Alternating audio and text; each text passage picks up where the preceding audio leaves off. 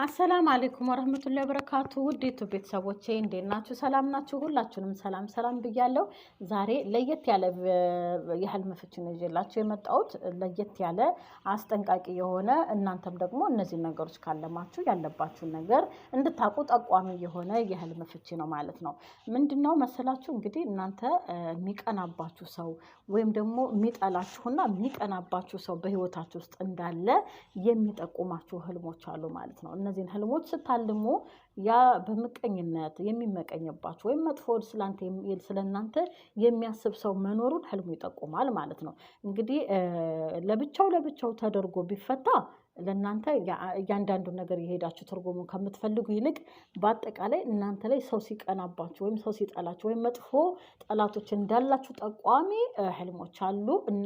እነዚህን አሁን የምዘረዝራቸውን በህልማችሁ ካለማችሁ በእውነታው የሚጠላችሁ የሚቀናባችሁ ሰው አለ ማለት ነው። ላይክ እና ሰብስክራይብ እያደረጋችሁ ግን ተከታተሉ። ላይክ ማድረግ ጭራሽ እንዳይረሳ በቅንነት። አሁን ወደ ህልሙ እገባለሁ። እንግዲህ መጀመሪያ በህልማችሁ ልታዩ የምትችሉ እንስሳትና ነፍሳትን ነው። እነሱን ዘረዝርላችኋለሁ። ለምሳሌ እባብ በህልም ማየት በተለይም እርስዎን ለመንደፍ ሲከታተሉት ወይም ሲያጠቁት ካዩ፣ እባቡ ሲያሯሩጧችሁ ሊነድፋችሁ ወይም ሲያጠቃችሁ በህልም ካያችሁ በቅርብ ያለ ሰው ምቀኝነትና ክፉ ሀሳብን እንዳሰበበት ያሳያል ማለት ነው። በቅርብ ያለ ሰው እናንተ ላይ ክፉ ነገር እንዳሰበ ይገልጻል። እባብ ሲከታተላችሁ ወይም ደግሞ ሊነድፋችሁ ሲል ካለማችሁ።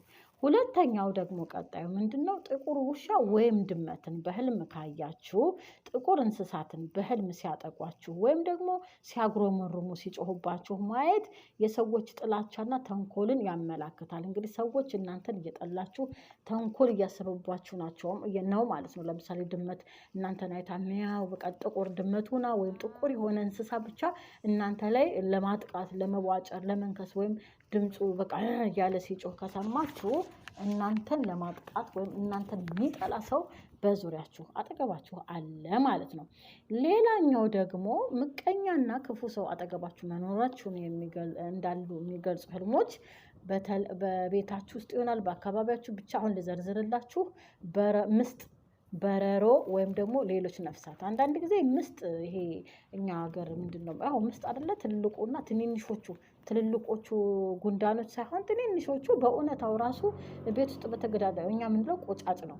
በተደጋጋሚ ቤት ውስጥ የሚመጣ ከሆነ በእውነታው ራሱ ምቀኛ ይሄ ቤት ወይ ቤቱ ወይ የመጣበት ቦታ አካባቢ በተደጋጋሚ ቆጫጭ የሚያስቸግራችሁ ወይም ምንድነው የሚባሉት ትንንሾቹ ጉንዳን የስኳር የሚበሉት ማለት ነው። ስኳር ፈልገው የሚመጡት እነሱ ራሱ በህልም ብቻ ባይሆን በእውነታውም ካያቸው ከተደጋገመ ያ ቤት ወይም ያላችሁበት አካባቢ ምቀኝነት ወይም አይን አጥቅቶታል ማለት ነው። አይን ማለት ምቀኝነት ነው።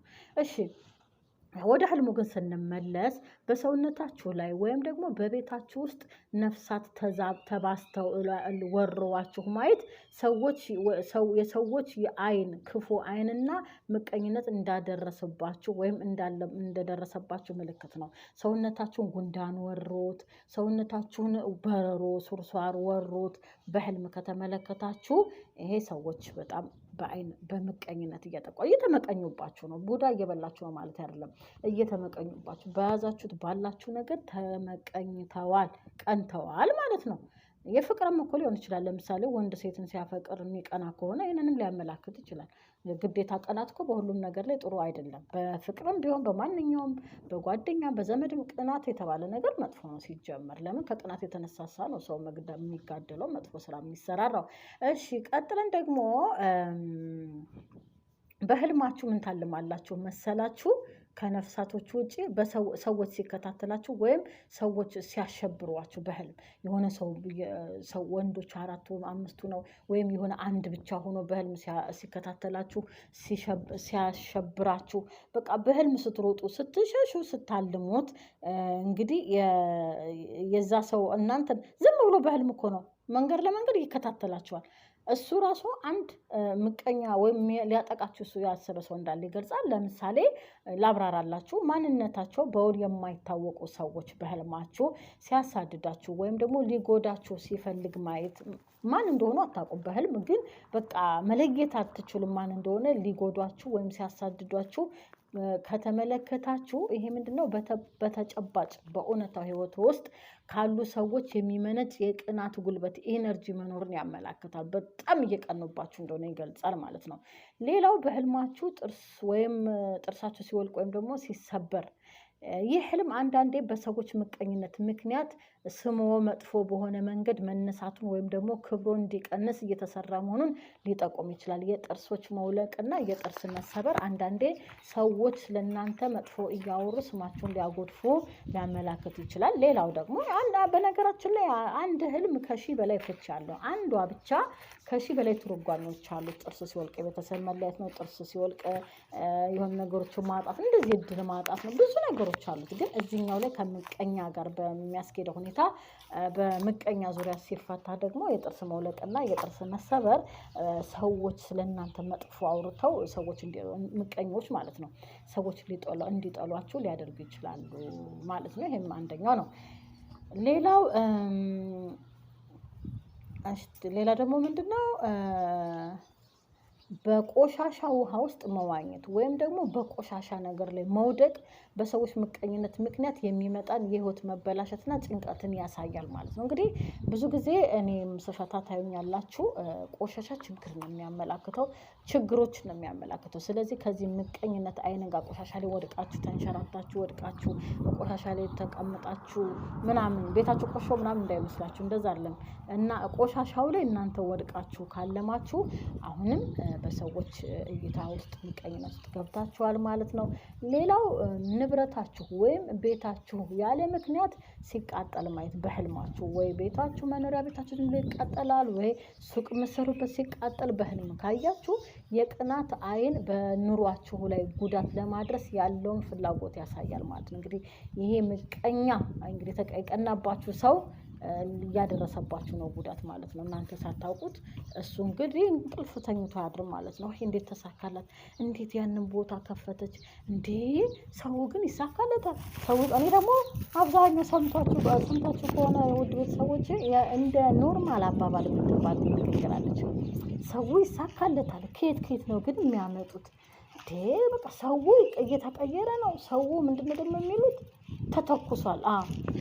ከሊኮ ተተኮሰ እንዴ በቃ ሰው የሌለ እንዲቀለል አድርገው በሙድ አስመስለው ወይም ደግሞ የሆነ በአነጋገርን አሳምረው ግን በጣም የውስጣቸውን ቅናት ይገልጻሉ በእውነታው ራሱና እነዚህ ነገሮች ሰው ከሊኮ ተተኮሰ እንዴ ሊኮ ከየት እንደሚያመጣው ይሳካለታል እኛንን እንጂ እያሉ እንደዚህ ግን እየተመቀኟችሁ ነው ማለት ነው። እና እንደዚህ አይነት ነገሮች ደግሞ እናንተ እነዚህ ስታዩም እንደምታረጉት ዱዓ ያስፈልጋል። እኛ ታዊስ ሙስሊሞች ጧትም ማታም ቁርአን ፊታችሁን በስብስ እየቀራችሁ ክርስቲያኖችም ጸሎት አድርጋችሁ ሰውነታችሁን በስብስ።